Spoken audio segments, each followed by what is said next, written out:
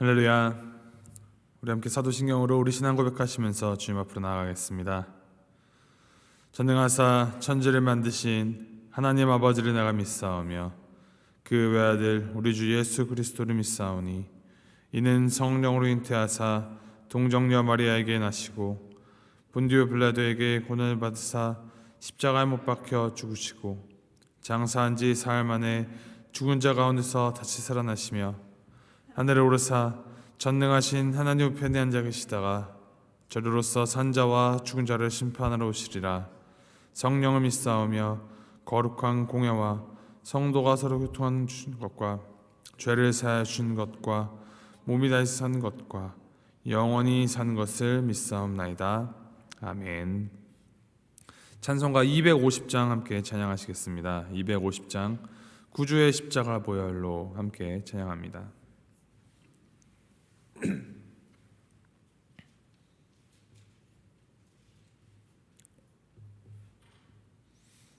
250장 함께 찬양하시겠습니다. 구주의 십자가 보혈로 죄 씻음 받기를 원하네. 내 죄를 씻으신 주 이름 찬송합시다. 찬송합시다. 찬송합시다. 내 죄를 씻으신 주 이름 찬송합시다. 죄악을 속하여 주신 주 내 속에 들어와 계시네. 십자가 앞에서 주 이름 찬송합시다. 찬송합시다. 찬송합시다. 내 죄를 씻으신 주 이름 찬송합시다. 주 앞에 흐르는 생명수 날 씻어 정하게 하시네. 내 기쁨 정성을 다하여 찬송합시다. 찬송합시다. 찬송합시다. 내 죄를 씻으신 주 이름 찬송합시다. 내 주께 회개한 영혼은 생명수 가운데 젖었네. 흠없고 순전한 주 이름 찬송합시다. 찬송합시다. 찬송합시다. 내 죄를 씻으신 주 이름 찬송합시다.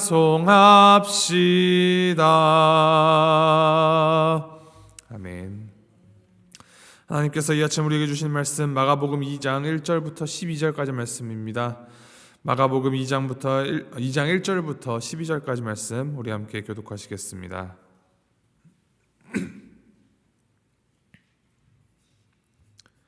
마가복음 2장 1절부터 12절까지 말씀. 자, 1절 말씀 먼저 읽도록 하겠습니다. 수일 후에 예수께서 다시 가버나움에 들어가시니 집에 계시다는 소문이 들린지라.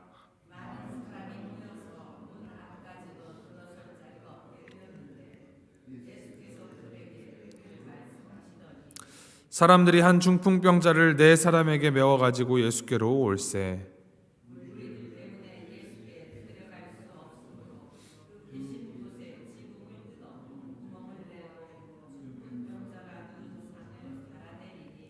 예수께서 그들의 믿음을 보시고 중풍병자에게 이르시되 작은 자야 내 죄사함을 받았느니라 하시니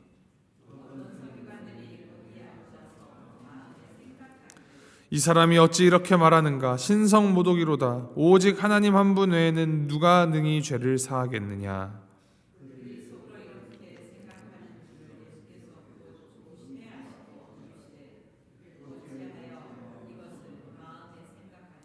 중풍병자에게 내 죄사함을 받았느니라 하는 말과 일어나 내 상을 가지고 걸어가라 하는 말 중에서 어느 것이 쉽겠느냐?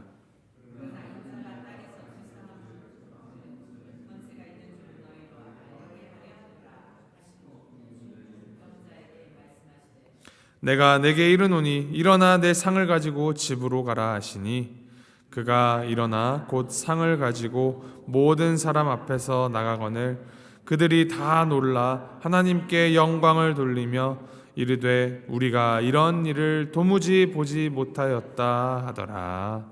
아멘. 마가복음 2장 오늘 본문 말씀은 예수님께서 이제 가버나움에 가셨을 때 있었던 사건을 기록합니다. 이 가버나움이라는 동네, 가버나움이라는 이름의 뜻이 위로의 집이라는 뜻입니다. 이곳에 있으면 이제 사람들이 위로를 얻을 수 있을 것만 같은데 실상은 이 누구보다도 위로가 필요한 집, 위로가 필요한 동네가 바로 가버나움이었습니다. 많은 아픈 자들이 있었고 상한 자들이 있었던 동네. 예수께서는 그런 가버나움으로 들어가셨습니다. 1절에 이제 수일 후라는 표현이 나오는데 1장 말씀에서 귀신 들린 자를 고치시고 병든 자를 낫게 하신 예수님께서 그들을 피하여서 바깥 한적한 곳에 계셨다가 이제 그로부터 얼마간의 시간이 지난 후임을 의미합니다. 예수님께서 이 가버나움으로 다시 돌아오셔서 이제 가르치시는 사역을 시작하셨습니다. 모여든 많은 무리들 가운데 도를 전하셨다라고 합니다. 놀라운 기적을 행하시는 그 예수님을 따르는 무리로 인하여서 자칫 이 대중의 인기에 함몰되어서 그 인기의 노예가 될 수 있음에도 불구하고 모인 많은 사람들 한가운데에서 그 도를, 말씀을 가르치신 것입니다. 도를 이 헬라어 원문에서는 로고스라고 기록하고 있는데 이 로고스라는 말이 복음의 말씀을 의미합니다. 예수님께서는 모여든 이들을 외면하지 않으시고 그들에게 도를 전하셨습니다. 이때 한 무리가 예수님을 찾아옵니다. 3절 4절 말씀 이렇게 기록합니다. 사람들이 한 중풍병자를 네 사람에게 메어가지고 예수께로 올세 무리들 때문에 예수께 데려갈 수 없으므로 그 계신 곳에 지붕을 뜯어 구멍을 내고 중풍병자가 누운 상을 달아내리니 4명의 사람이 한 중풍병자를 메고 왔는데 사람들이 너무 많아서 입구까지 꽉꽉 사람들이 들어차서 예수님께로 나아갈 수가 없었습니다. 그럼에도 이들은 포기를 하지 않았습니다. 그들은 이제 지붕 위로 올라가서 지붕을 뜯고 구멍을 내어서 예수님 앞으로 중풍병자가 누운 상을 이제 달아내렸습니다. 수많은 무리 가운데 이 4사람이 보인 행동은 그들의 정말로 간절했고 절박한 심정을 잘 보여줍니다. 이로 인하여서 자칫 많은 사람들에게 불편을 줄 수도 있었지만 이들의 이 간절하고 절박한 심정은 다른 사람들의 시선과 평가에는 관심이 없었습니다. 그들의 그 마음은 오직 어떻게든 이 중풍병자를 예수님께 보이고 싶은 마음뿐이었습니다.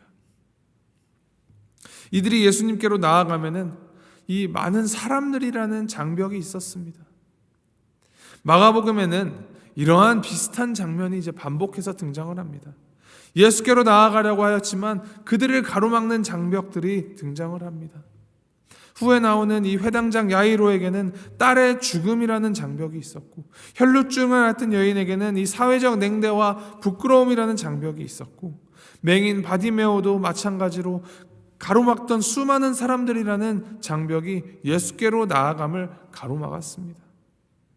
그럼에도 불구하고 치유의 확신 그리고 예수님에 대한 믿음, 간절한 기대와 소망이 있었던 그들은 마침내 예수님 앞으로 예수님께로 나아갈 수가 있었습니다. 눈앞에 나타난 천장으로부터 내려온 중풍병자를 보고서 또 그를 달아내리신 그 4명의 친구들을 보시며 예수님께서 말씀하십니다. 5절 말씀입니다. 예수께서 그들의 믿음을 보시고 중풍병자에게 이르시되 작은 자야 내 죄사함을 받았느니라. 예수님께서는 그들의 행동을 결코 정죄하지 않으셨습니다. 도리어 그들의 행동을 믿음으로 보셨습니다. 믿음은 단지 어떤 것을 확신하는 것이 아니라 그 확신에 따라서 포기하지 않고 행동으로 옮기는 것입니다. 이러한 행동 과정 중에서 이 장애물이 있어도 그것을 극복하는 힘이 있습니다. 자신들을 가로막는 장벽을 넘어서 어떻게든 예수님 앞으로 나아가기만 하면 된다라는 그들의 믿음을 예수님께서는 칭찬하셨습니다. 만약 이들이 예수님 앞으로 나아가는 것이 너무 어려워 보인다, 힘든 일이다 라면 포기해버렸거나 내일이 아니다 라면서 모른 척하였다면 오늘 말씀에 나타난 기적은 결코 일어날 수가 없었습니다. 하지만 그들의 절박함과 의지는 더 강렬하였습니다. 예수님께서는 그들의 믿음을 보시고 내 죄사함을 받았느니라 라고 말씀하셨습니다. 죄사함의 선포는 하나님 나라의 사역에 있어서 예수님에게 이 죄사함의 권세가 있다라는 점을 보여주는 것입니다. 죄의 문제 해결, 이것은 예수님께서 이 땅 가운데 오신 가장 중요한 이유입니다. 그러나 예수님을 자신들의 자리를 위협하는 인물로 생각한 이 서기관들은 그렇게 생각하지 않았습니다.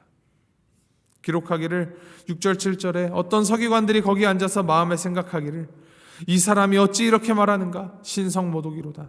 오직 하나님 한 분 외에는 누가 능히 죄를 사하겠느냐. 서기관들은 예수님께서 신성모독을 하고 있다고 생각합니다. 이 신성모독으로 표현된 헬라어 단어는 이제 blasphemy, 영어와 같은 단어이죠.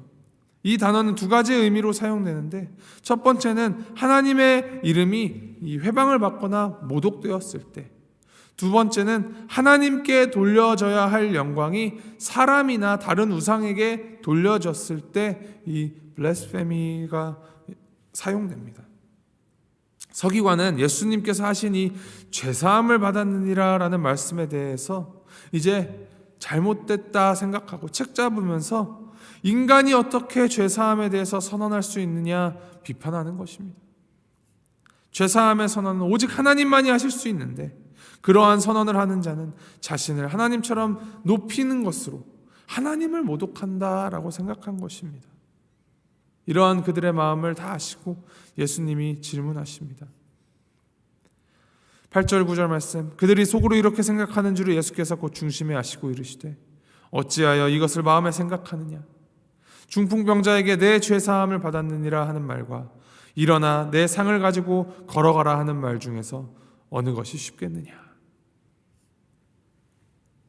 예수님께서는 이 병이 고쳐지는 치유를 죄사함의 표적으로 사용하십니다. 병이 치유받았다고 해서 죄가 다 용서되는 것은 아니지만 예수님께서는 자신이 이 죄사함의 권세를 가지고 있다는 것을 알게 하시려고 병을 치유하시는 이 기적을 사용하실 수 있으셨습니다. 죄사함의 선언은 그 효력을 당장의 눈으로 검증할 수 있는 방법이 없지만 중풍병자에게 일어나 내 상을 가지고 걸어가라 라고 명한다면 당장에 몰려든 그 수많은 사람들 앞에서 그 효력이, 그것이 기적임이 검증되기 때문에 그렇게 죄사함을 받았느니라 라고 말하는 것이 더 쉬워 보입니다. 그런데 예수님께서는 이것을 아시고 예수님께서 중풍병자에게 일어나 걸어가라 라고 이제 말할 때 그것이 그대로 이루어진다면 죄사함의 선언도 동시에 이루어졌다라는 것으로 우리가 해석할 수 있습니다.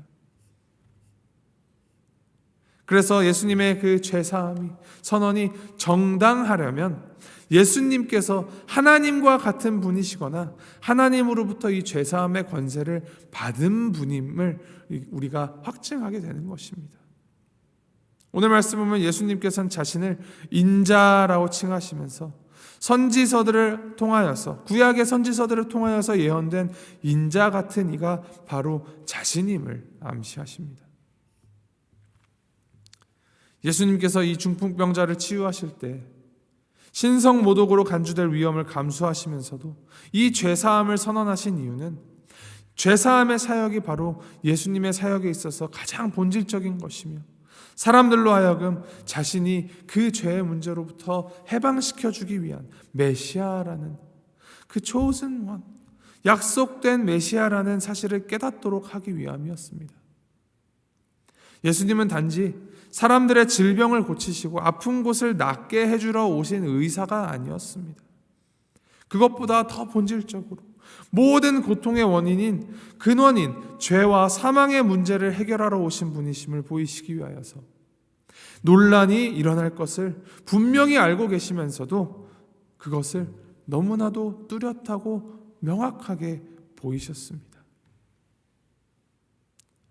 이를 위하여서, 죄의 문제를 해결하시기 위하여서 예수님은 하늘 보좌를 다 버리고 이 땅에 내려오셔서 우리를 위하여 십자가에 돌아가셨습니다.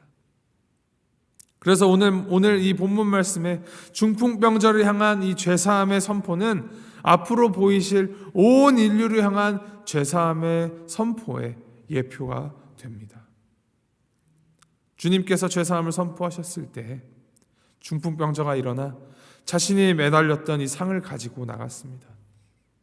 회복이 일어났고 병으로부터의 자유함이 나타났습니다. 이 장면을 보고 많은 사람들이 하나님께 영광 돌리며 이런 일을 도무지 보지 못하였더라라고 놀라워했다라고 기뻐했다라고 합니다. 그런데 이것을 본 모두가 정말로 다 기뻐하였을까요?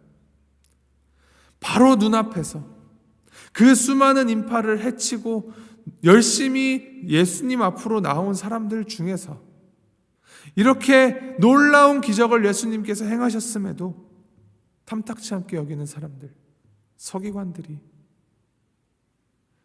누구보다도 말씀을 열심히 공부하여 이 말씀을 잘 알고 있었고 율법을 잘 알고 있고 지식이 많은 서기관들이었지만 그들은 그들이 가진 이 율법의 잣대만을 들이밀면서 정작 율법의 주인이요 율법의 완성이신 예수님은 알아보지 못하고 오히려 예수님을 신성모독으로 몰아갔습니다. 죄사함이 선언되었을 때 병이 나음을 보면서도 하나님의 아들을 인정하지 않았습니다. 그러한 그들의 뒷모습을 상상하여 볼 때 혹시 우리의 모습 가운데 이들의 모습과 같은 모습이 있지는 않은지, 이들의 모습이 우리와 겹쳐 보이지는 않는지 한번 우리 자신을 들여다보면서 고민해 보아야 할 것입니다. 결국 예수님 앞으로 나아갈 때 중요한 것은 우리가 어떠한 눈으로 예수님을 바라보는가가 진짜 문제입니다. 정말 중요한 이슈입니다. 아무리 어렵고 힘든 상황 가운데에서도 예수님이 나의 문제 해결이 되어줄 수 있으며 오직 예수님께만 이 정답이 있음을 믿음으로 믿고 나아가 서로 협력하여서 주님 앞으로 나아갈 때 주님께서는 그 수고나 정성보다도 그 행동의 원동력인 그 믿음, 예수님만을 의지해야겠다는 그 믿음을 보시고 믿음대로 더 큰 은혜를 베풀어 주시는 분이십니다. 그 은혜로 우리는 나음을 입었고 회복을 경험하며 죄사함을 받게 됩니다. 그리고 그 은혜를 입은 우리는 하나님께 영광을 돌리는 삶을 살아갈 수 있게 됩니다. 예수님의 능력을, 예수님의 주되심을 증언하며 살아갈 수 있게 됩니다. 이것을 기억하시어서 주님을 바로 보고 주님을 주님으로 바로 믿는 그 믿음으로 살아가며 그 믿음대로 우리에게 베풀어 주시는 그 주님의 은혜를 날마다 체험하면서 살아계신 예수 그리스도를 우리의 삶을 통하여서 증언하는 오늘 하루의 삶 살아가는 우리 모두가 되기를 주님의 이름으로 소망하고 축복합니다. 오늘 함께 나눌 교회를 위한 기도 제목, 오늘은 우리 교회가 섬기고 있는 선교지들을 위하여서, 선교사님들을 위하여서 함께 중보하시면서 기도하시기 바랍니다. 매주 주보에 이제 리스트가 실려 나가지만 쉽게 지나치고 잊어버리고 살아가기 쉬운 기도 제목입니다.